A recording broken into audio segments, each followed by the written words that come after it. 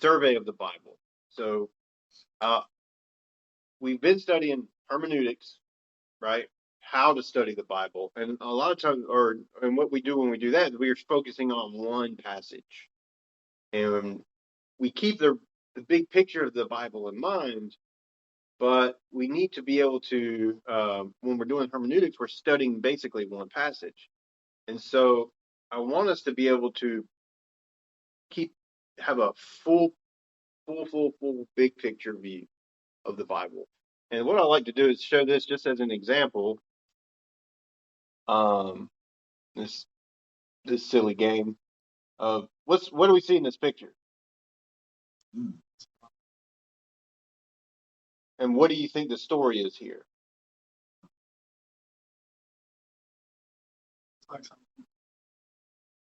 Okay. Process of making something to the building. Oh, they are. It looks like they're building maybe stones for that building in the background.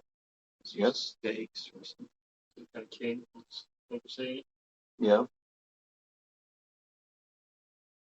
We got some people working. Looks like they're assembling. Is the one in the background destroyed, or is that still standing? Don't tell me it's so. What? Does that give you more context? A little bit. Boom. Yeah.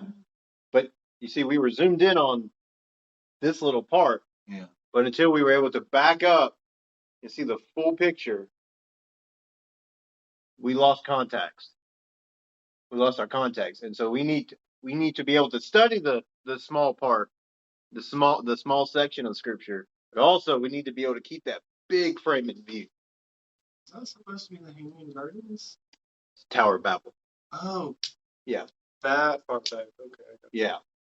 And so which I'm very interested in that topic, Hanging Gardens of Babel. I want to look into that more.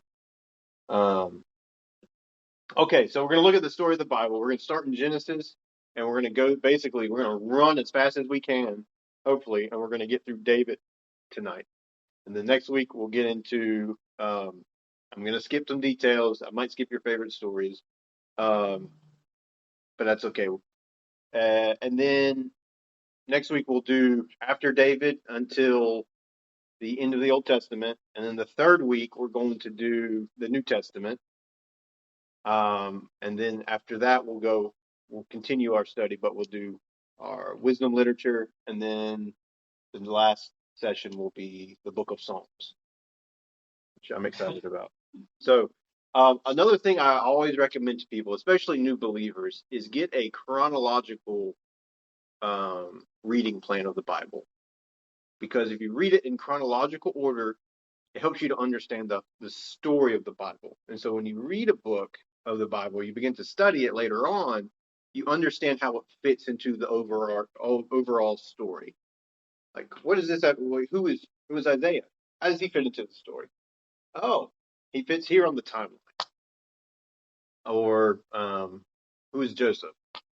Oh, he's one of the he's one of the sons of Israel. So I feel like I once had a chronological Bible, but I don't know where it is.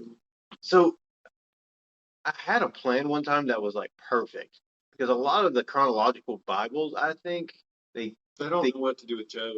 They get they try to move things around so much. It's almost more confusing than helpful. But I found a plan that was more like more general, and so because really when you open the Bible from Genesis, it's almost chronological. Now there's some stuff you have to move around here and there, but most of it's pretty spot on. But I think where people get tripped up is with the Old Testament stories. New Testament, I think we kind of get it. It's a shorter window of time. Yeah. But the Old Testament is like, woo, that's a lot. So, and speaking of which, this is kind of how the Bible is structured and how the Bible builds upon itself and adds to itself. So everything is built off of the Torah, the first 5 books of the Bible. So the Old Testament is built off of the Torah, the first 5 books. And then the ministry of Jesus he's saying, "Hey, I'm the fulfillment of the Old Testament," right? And so he is basically, as in his sermons, he is elaborating on the teachings of the Old Testament, um, and saying this is all pointing to me. And then the church, they're preaching that gospel message that Jesus is the fulfillment of the Old Testament. And then the restoration, or the book of Revelation, is the culmination of all of it. It's the bow of everything tied together, and it's referencing everything as well. So let's jump in. And so we're going to start in Genesis chapter 1. And everything that we're going to be studying happens in the Middle East. So, uh, yeah, I love maps. I got my 1930s map of the Middle East here in the Bible. So let's jump in. So in the beginning, God created the heavens and the earth, and He made everything good and right. And there's a word that is used for when God creates, and it's the barah, and He's the only one who barahs in the Bible. Only God can do that, and He makes everything perfect and good. And so we know that He made the sun and the sky and the moon and the earth, and He filled the earth with animals, and He filled the sea with sea creatures, and everything was good. And then on the sixth day, He creates man. He makes man in His own image, and he delegates he delegates authority to man and says, "Hey, I want you to rule over this creation and subdue it. I'm delegating this authority to you. You rule creation, or the earth, more or less, um, and subdue it and fill the earth, multiply, have kids." And then on the seventh day, God rests, and he rests. He takes That's where we get Sabbath from, or Shabbat, Saturday, right? Um, Actually, the fun fact: the word for seven in Arabic is Sabbath, which is the seventh day, and it comes from that same Semitic root for rest. The creation part two, though, so Genesis 1 is the big picture creation story, and then Genesis chapter 2, creation part 2, is he kind of zooms in on the story with man. So he's made man, and he said it's not good that man is alone. And so he puts man to sleep and pulls out his rib and makes woman. So woman is formed out of man, and he as a helper, a helpmate for uh, for man.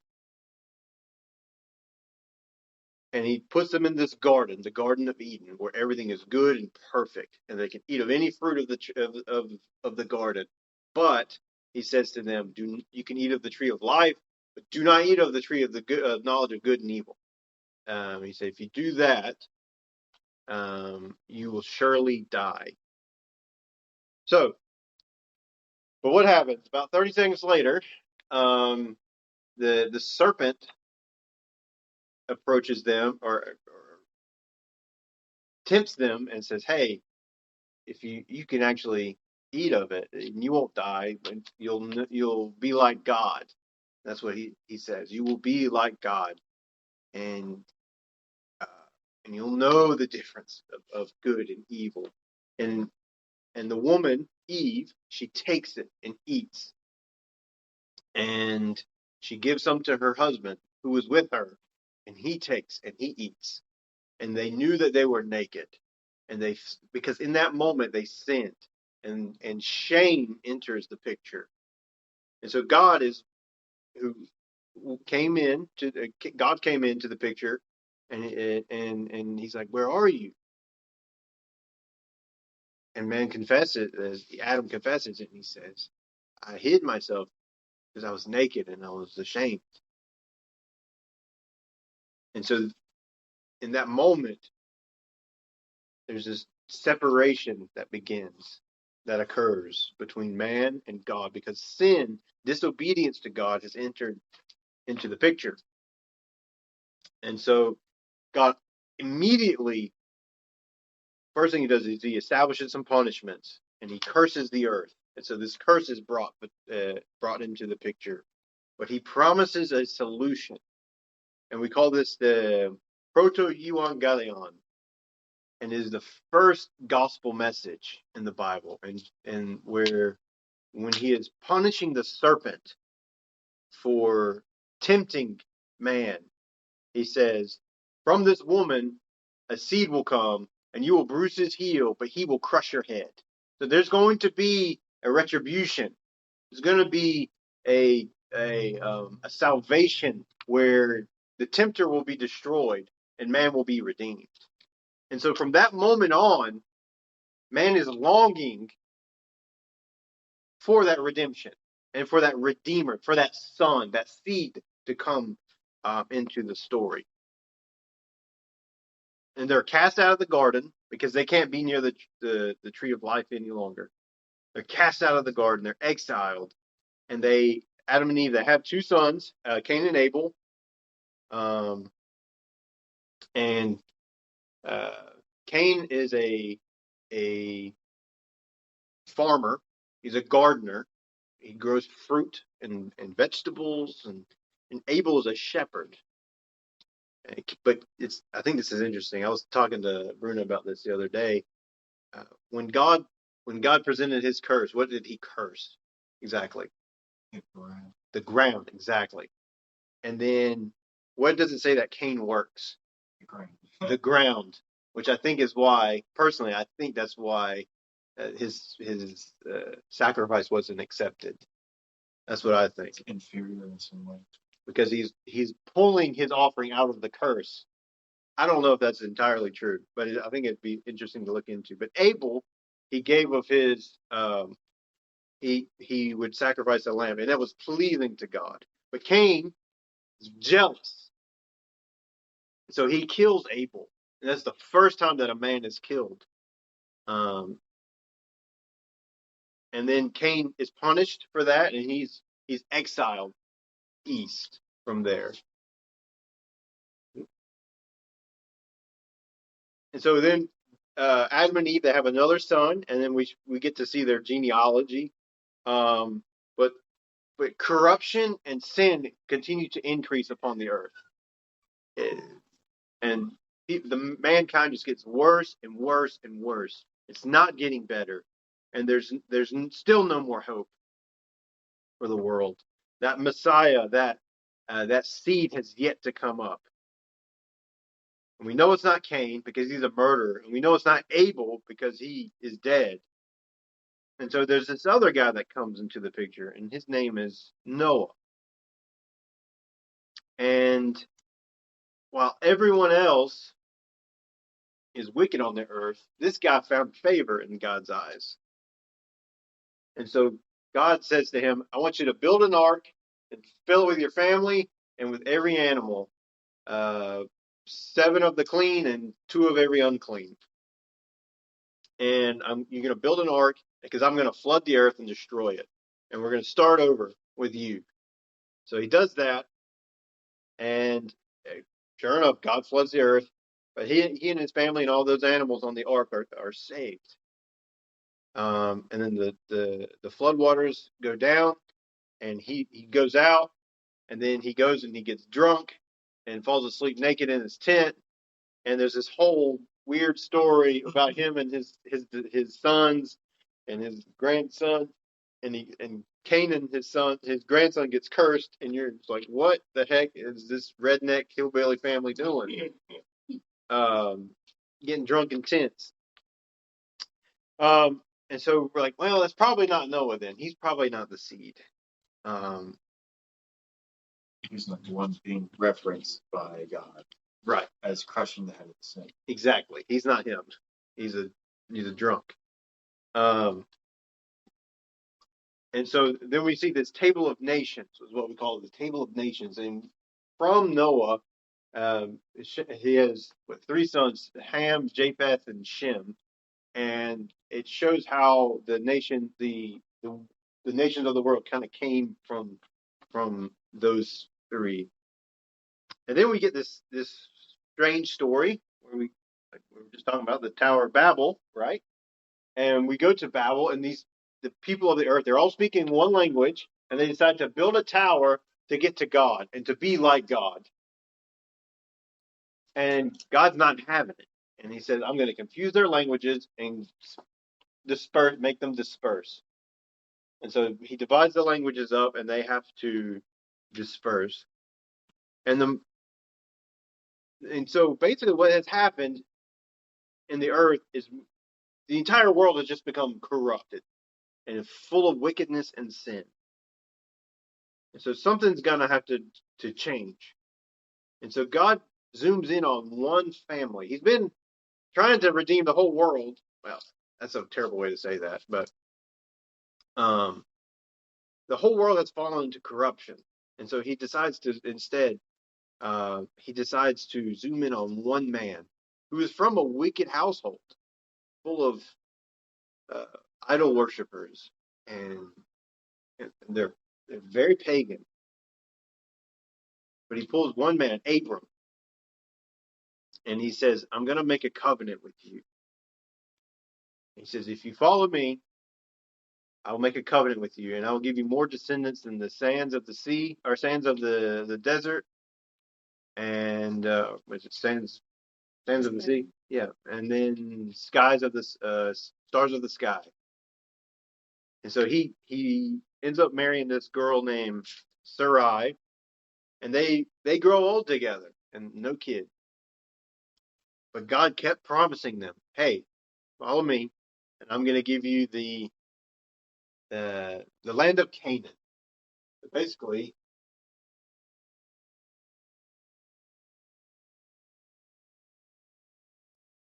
this area. So we know Israel, right?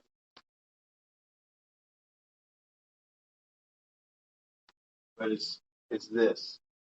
And some of the tellings in the Old Testament make it a much bigger section. But normally when we think of the land of Canaan, it's this area here. And but he doesn't have a kid. He has no kids, and they're getting old. And so finally, Sarai, his wife, says to him, "Hey, I've got this this slave girl here. You should just have a baby with her." And so he's like, "Well, okay." And so he does, and she gives birth to a son named Ishmael, and he is a wild guy, but that's not the God. That's not the son of the promise. God told Abraham that he would have a son through with his wife, and that's not. He tried to cheat the system. Yeah. And it immediately brings tension into the house, right, between Sarai and and Hagar is the slave. But God again, he promises going to give you a son through your wife. Eventually, Abram's name is changed to Abraham by God, and Sarai is changed to Sarah. And eventually, they do have a son, and they named him Isaac. And there's a story where Abraham is told by God to sacrifice that son to God. But at the last moment, God spares the son. He spares the son, and his name is Isaac. Isaac has a relatively easy life compared to his dad and Isaac's descendants. But towards the end of his life, he does have two sons. He has Jacob and Esau. He and he accidentally blesses the wrong son towards the end of his life. He's trying to bless the oldest son, Esau, but he accidentally blesses. He gets tricked by the trickster, Jacob the trickster, and he accidentally blesses him. Jacob is the trickster his whole life. He tricks his brother into giving away the birthright, and then he tricks his dad into actually blessing him instead of his brother. But Jacob he just has favor with God the rest of his life, and Jacob is approached by God in his journeys, and the covenant and the promise that was promised to Abraham is reemphasized with Jacob, and then God even changes Jacob's name to Israel. Israel. They wrestle. Yes, exactly, and that's a fun story, but it's very strange. And then Jacob ends up having a bunch of sons.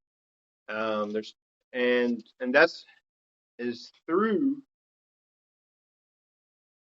those sons that we have the 12 tribes of Israel, right?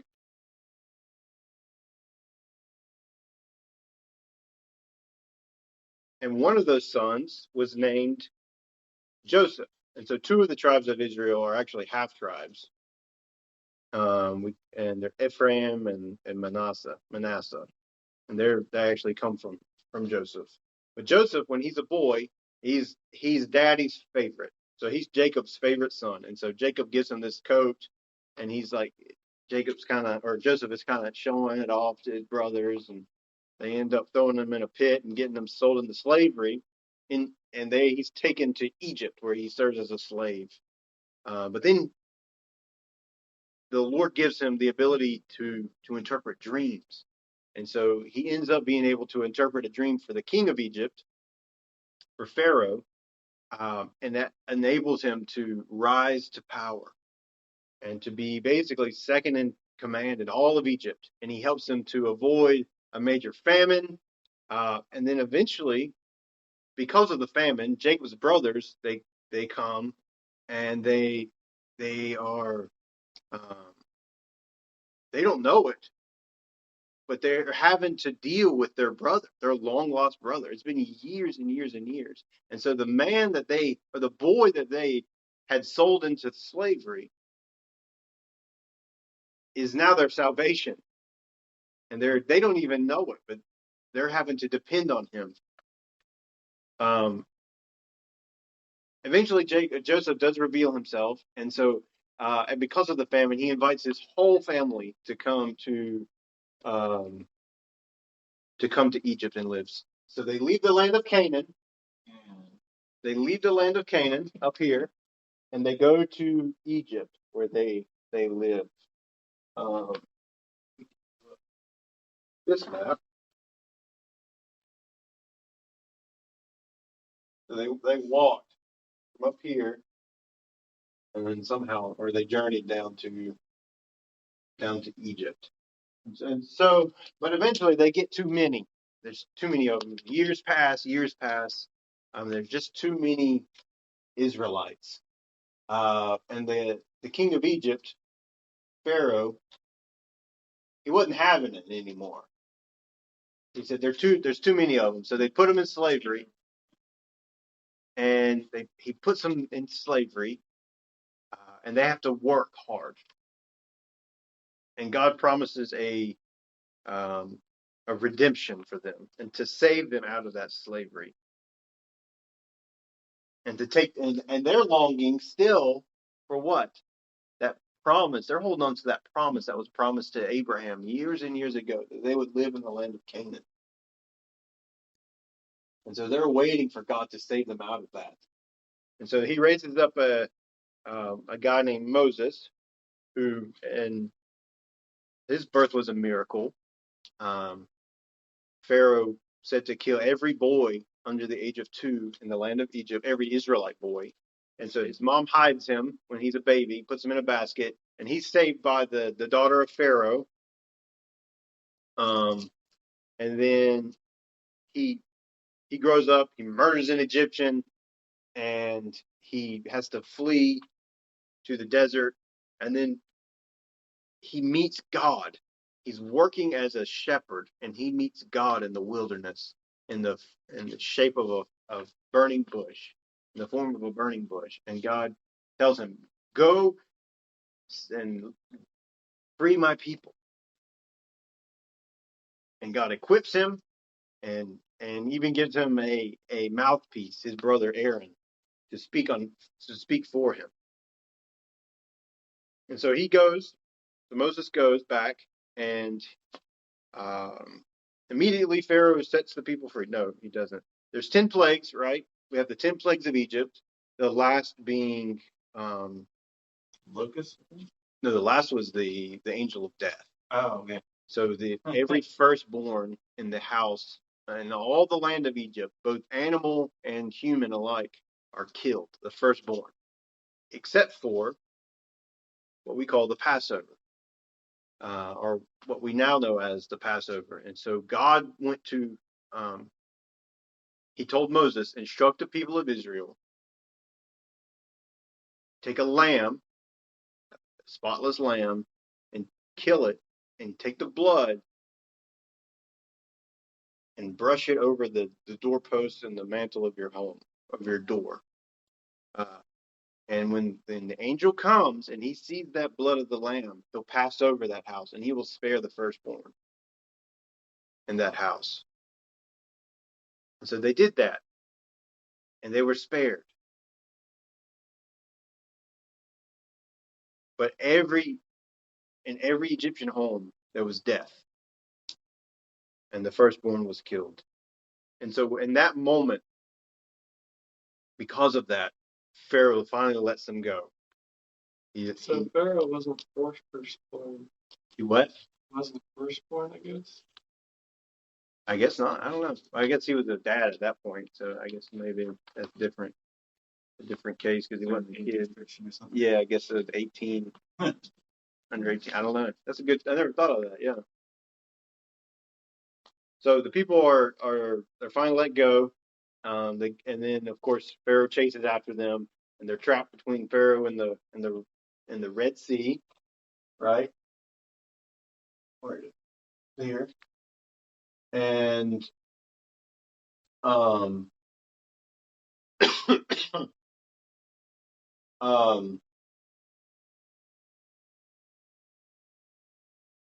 and God splits open the Red Sea, and they are able to walk through. But Pharaoh and his armies are crushed, and they're killed, and they're drowned in the water. But then the people, they get to the other side and they celebrate, but then they're in the desert.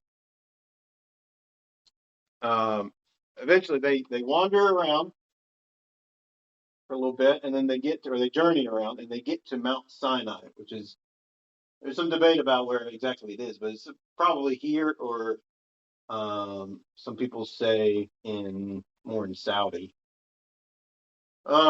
Anyway, but they're at that Sinai, Mount Sinai, and they're given the 10 Commandments and the law.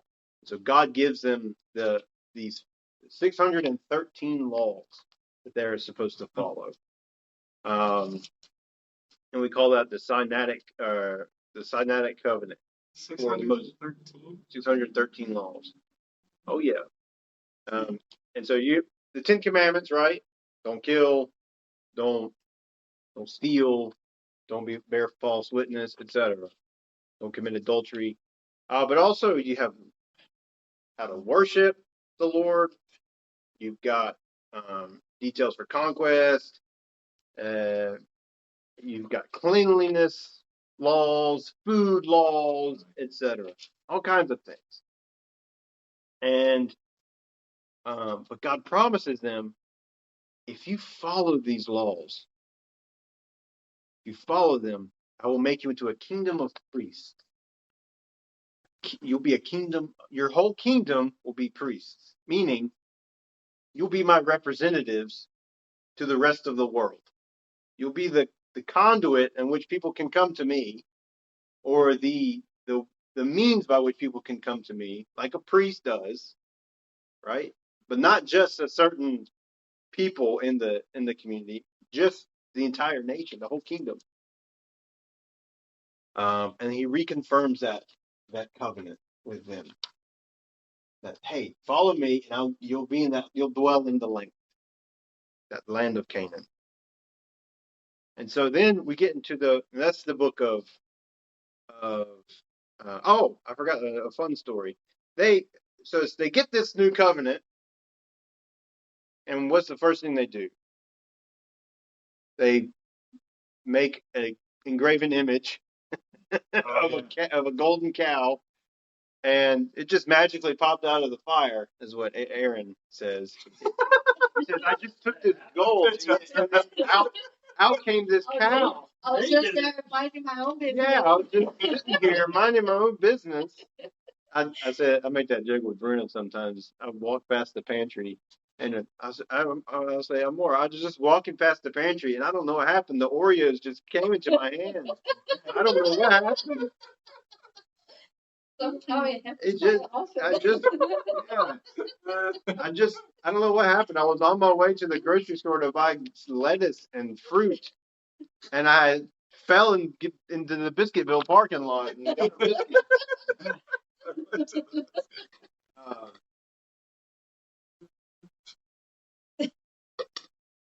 And so Moses takes the stone tablets that the law was written on, he smashes them, and there's like a bloody story that happens after that. But then he ends up making new tablets and says, "Don't do that anymore." But then the Levites end up being the tribe that is chosen to be the priests and the mediator between God and the people. And Moses, of course, is like the head priest prophet. And then Aaron is chosen to be like the head priest. So the next book is Leviticus.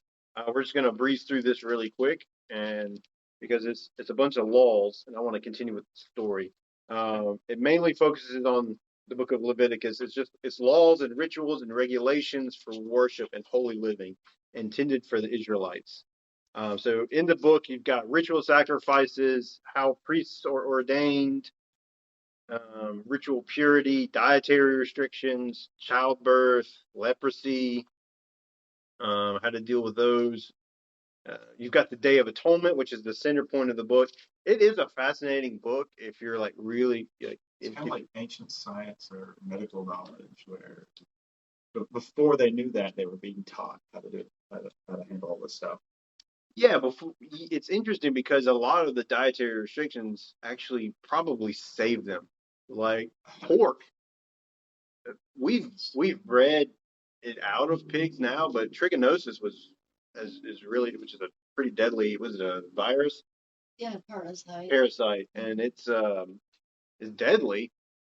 But back then it wasn't bred out of them, and so he was probably sparing them from a lot of major health problems.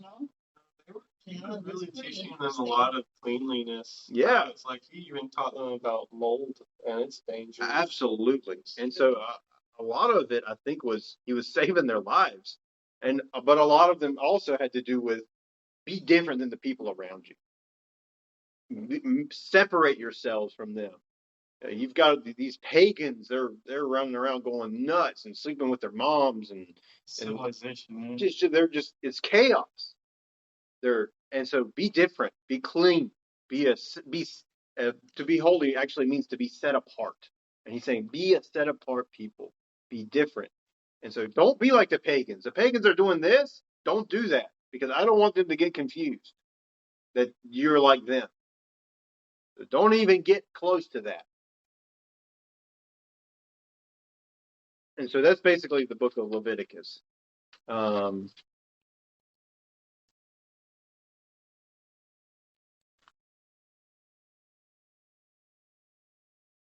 think it's, yeah, in Leviticus it says at the beginning, it says the Lord called Moses and spoke to him from the tent.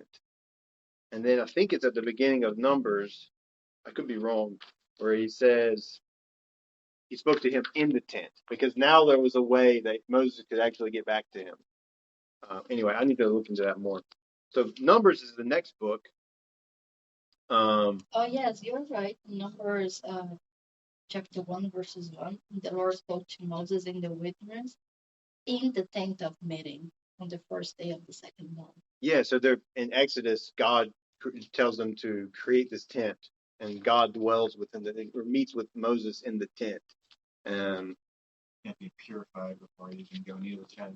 But there was no but in the beginning of Leviticus, it says that God spoke to him from the tent, because the law wasn't established yet, right? And so after we get Leviticus, now there's a way that he can be reunited. And so at the beginning of Numbers, it says he spoke to him in the tent. So it's like he can actually, now there's like a system, right? And he's able to go into the tent. And so Numbers is basically the wandering of the people in the desert. And so they rebel against God, and God tells them they have to wander the desert 40 years. And so that's what that big old, hard to see because there's a red circle here. They kind of wander around. And so, but the book begins with the organization and how to set up the camp, right? You got these 12 tribes, and they have to, they basically plant their tents around the tent of meeting, or where the tent where God dwells. And so it symbolizes that God is at the center. So then they leave Sinai, and they begin to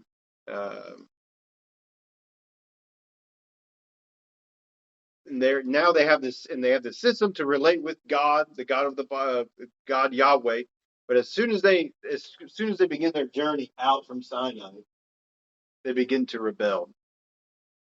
And it's a repetitious rebellion, and it causes them to have to wander in the desert for 40 years until that original generation that left Sinai, dies off and left Egypt. And once they die off, God will take them into the land of Canaan because of their rebellion.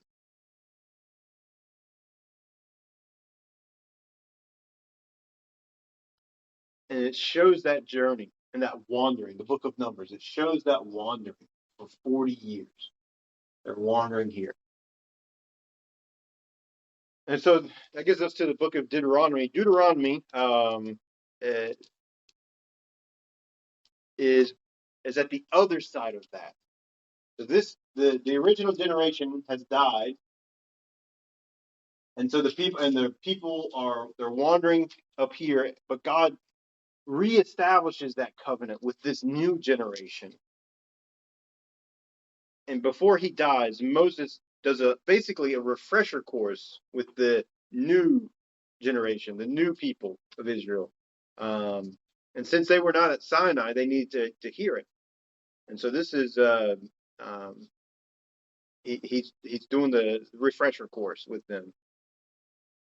And at the end of the book, Moses puts Joshua in as his successor to take the people from the promised land into the promised land and to conquer the land of Canaan. And then Moses goes to the top of Mount Nebo and dies. I've actually been there. I used to live pretty close to Mount Nebo. What? Yeah, I lived Mount Nebo is in Jordan, right around that area. Yeah, I used to live there. And so they get to the next is the book of Joshua, right? So Joshua is now the leader of Israel, and his job is to take the people into the land. And so they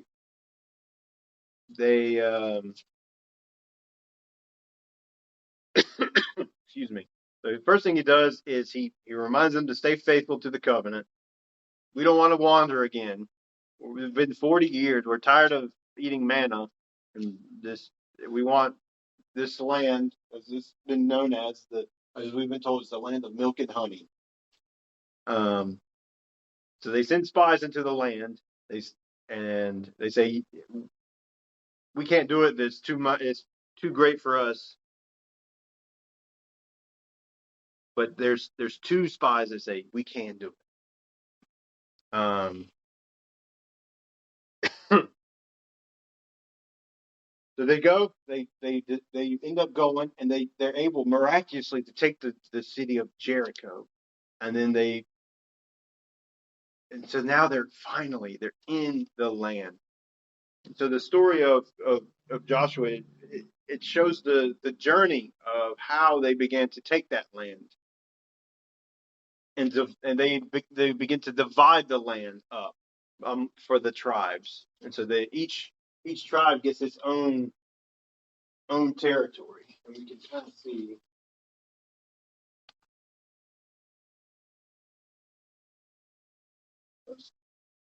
Yeah, here we go. So a couple of them. The most important part here is you see the Dead Sea here, and here's the Jordan River. So the land that they're supposed to take, or their promise, is on this side of the Jordan. That's the land flowing with milk and honey. This is where they're trying to go. This side of the Jordan River. And they've been wandering around here. And so they're starting the journey towards the Jordan River. But along the way, these tribes, you've got, what is that? Reuben, Gad, and Manasseh. They're like, hey, we kind of like these respective areas. Can we have those lands instead of, these lands are great, but we're happy with these. And they come to an agreement to basically saying, hey, yeah, that's fine. As long as you help us conquer this part, you're welcome to just take that. And they're like, okay, that works for us. And so that's what they do. And so they get to the Jordan River. And remember the story where Moses splits the Red Sea? Well, basically it happens again. And so they cross into the sea, or into the land, through the Jordan River. And they're in the land. They begin to conquer, and then the land is divided up. And so now they're in the land, and Joshua dies. And so who comes up now? And who's the leader now? Well, they had no king, and everyone did what was right in their eyes. And so now they're living in this land. They still have a lot to conquer, but there's no king. There's no real leader. And they immediately start to rebel. They just had the land given to them that they were promised for following the covenant, and they begin to rebel. And they begin to land, and all these tribes around them, these were wicked pagans, and they're beginning to look just like those other. They're not set apart like they're supposed to be. They're starting to look just like the kingdoms around them. And so God allows them to be punished. And kingdoms attack them and win and conquer them. But every time God raises up a judge, what we call a judge. And judge isn't like what we think of when we think of judge, right? With the gown and the gavel, and sits in a criminal court. But no, a judge is more like a savior. And at first, the judges are pretty good. They're pretty great, actually. But then they progressively just get worse and worse and worse. Their character is just, it goes downhill fast, right? If you've got Ehud, right? He's a pretty, that's one of my favorite stories in the Bible. You got the southpaw who kills the fat king, and the guts spill out and it stinks, and Ehud gets away but he saves the land. But then you got Gideon. He's pretty good at first, and then he's kind of a wuss. But then he starts to go crazy with idols and stuff. And then you've got Jephthah, who tries to do child sacrifices to the Lord. And then you've got Samson, who is a jock who liked to kill people and eat, and just completely rebellious, a womanizer. But God used all these broken, fallen men to redeem Israel. But the point of it all is, they're not the Messiah. Some of them, they've got some parallels and a lot of similarities there, but they're not it. They're not the one they're looking for yet. And so the last section of the book of Judges, so after they get through the Judges section, there's this last section that says, and it's kind of the main theme of the last section. It's a dark section. Have you gotten into that part yet? We just finished. Did you? Judges. Yeah, we just finished it. Wow. And did you get into like the last part with Oh, yeah. the Civil War and everything? Oh yeah. It's We dark. compared it to the American Civil War, Hmm. and the numbers are similar in terms of the deadliest battles of the Civil War in the U.S. Really? Yeah, so like it's 22,000 on the first day of Israel/Judah died. At Gettysburg, it was like 23,000 just on the Union side. So Wow. you imagine like taking the upfront losses of the Union days, and that battle, it's about the same. And they didn't have like guns. They didn't have long range. Like it was, man to man, intense combat. So it was nasty Yeah. fighting that they did. Wow, I That's had no interesting. idea. It's interesting. So basically, there's two horrific events. Big picture. You've got this guy with an idol, and then there's an army that attacks them, and then they burn the city, and then there's sexual assault, and this girl is gang raped, and then her master chops her up and sends her out into the land, and then there's murder, and then there's the Civil War. It is brutal and it is wicked. But that's the point. That Israel was in their own way, by their own strength, they could not be faithful to the Lord. And the theme of that section, that last section of the book, is Israel had, and it's repeated, I think 4 or 5 times over the last several chapters. Israel had no king, and everyone did what was right in his own eyes. Yeah, it's repeated 4 times across that section. They were told how to live and how to do what was right, but they chose to do what was right in their own eyes. Just total rebellion.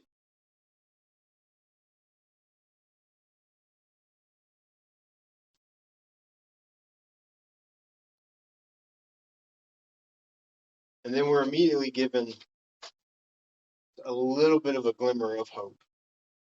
During the time of the Judges, there's a story of Ruth.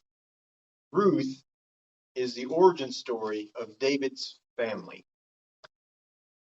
Just quickly, Ruth, she's from the land of Moab.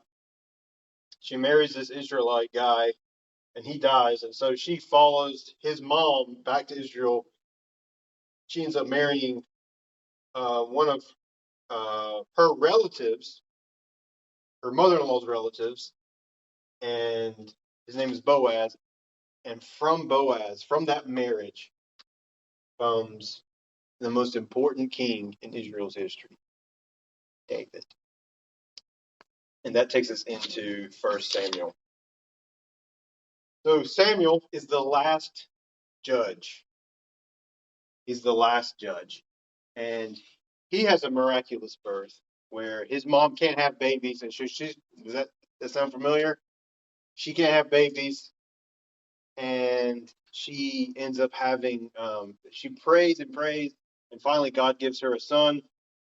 So she promises to give that son back to the Lord. And so she takes him to the temple, or into the tabernacle, and he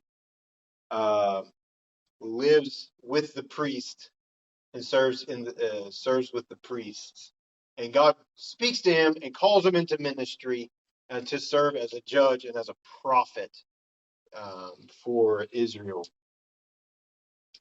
And the priests begin to to act wickedly too. The priests are supposed to be the ones, not just, they're supposed to be setting the example for everybody and instructing the people and to helping them get back to God. But the head priest, his name was Eli, he had two sons and they rebelled against the Lord. And so God kills them in battle. And then God, because of that, Eli hears the news and he dies.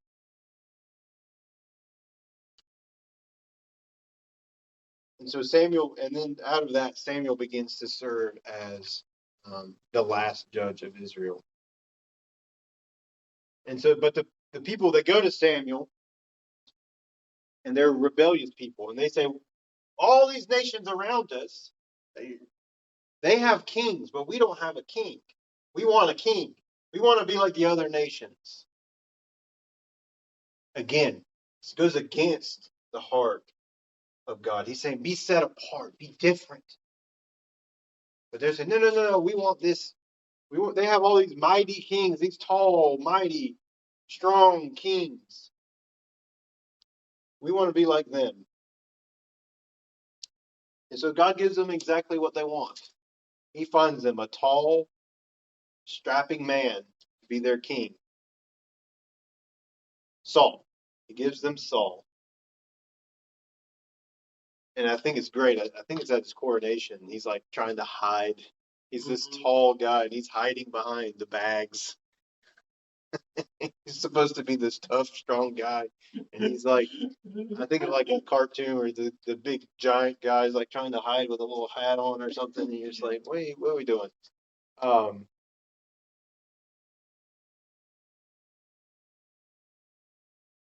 And but he's what they wanted. They wanted this big, tall warrior, strong warrior guy, king, just like all the other nations.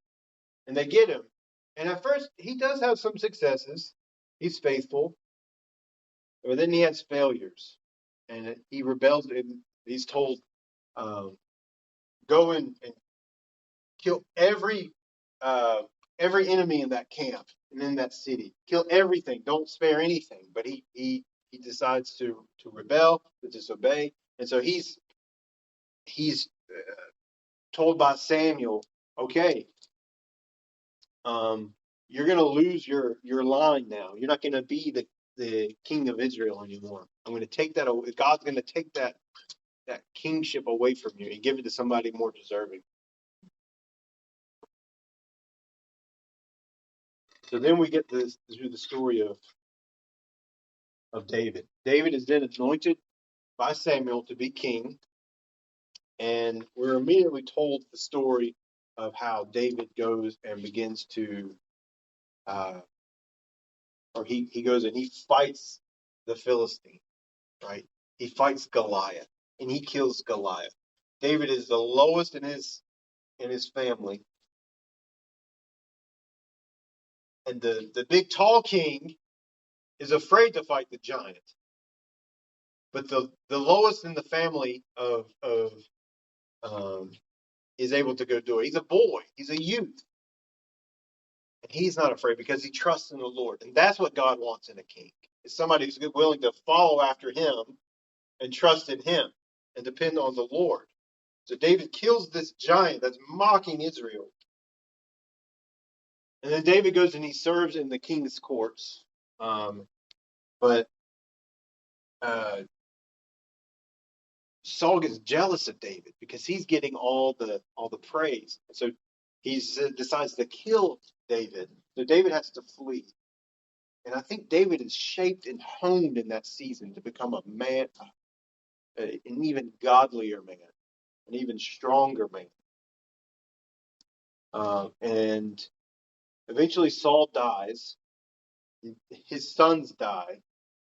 And so David is able to go to and to take the throne in the land of Israel. And eventually David is not just he first is just the king of Judah down here. Then eventually he's able to take the rest of the land as well. And then God, then he establishes Jerusalem as the capital of the land. And so you got David. First, he's in Judah, right? And then eventually he's in the whole land, and he establishes Jerusalem as the capital. And he says to the Lord, I want to build a tent or a temple for you. So it's not right that I have this beautiful house and you're dwelling in a tent.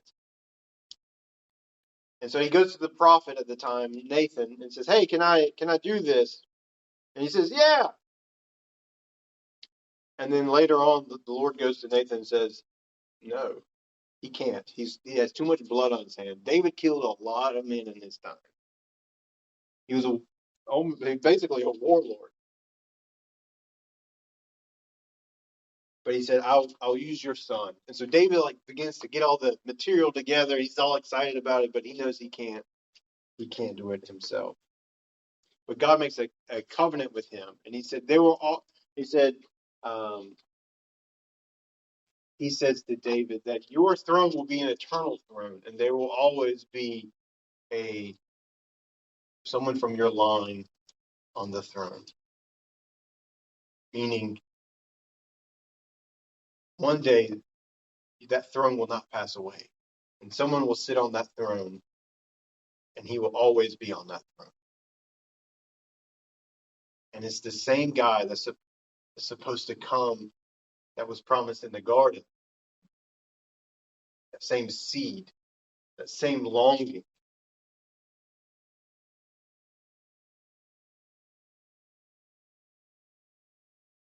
And so David hopes and longs for that. And that's his hope and his desire. And then one day, David is supposed to be fighting in war. And he's up wandering on his rooftop. And he sees this young lass taking a bath. I always thought it was funny that her name was Bathsheba. It's like, and he knows who it is. It's one of his top warriors' wife. And he has her brought to him. He sleeps with her. She gets pregnant. He ends up having his best friend killed, one of his best friends killed, to cover up the adultery, which may have been rape. I don't know. And they have a son, but because of his sin and his cover up, the baby dies. And then David's life kind of takes a downward turn from there. He goes through a lot of drama with his kids. It's kind of sad. And eventually one of his sons tries to take the throne, or successfully takes the throne from him. But then David gets it back, and his son dies in the process. It's a bit heartbreaking. But David has another son, and his name is Solomon. And Solomon is the next king to take the throne after David. And then David dies, and Solomon takes the throne. So we'll jump in with Solomon next week. That is half of the Old Testament, more or less. No offense that we didn't talk about the Witch of Endor. So. A witch of Endor. Oh yeah. Yeah. Oh yeah. The forest moon of Endor is even more impressive.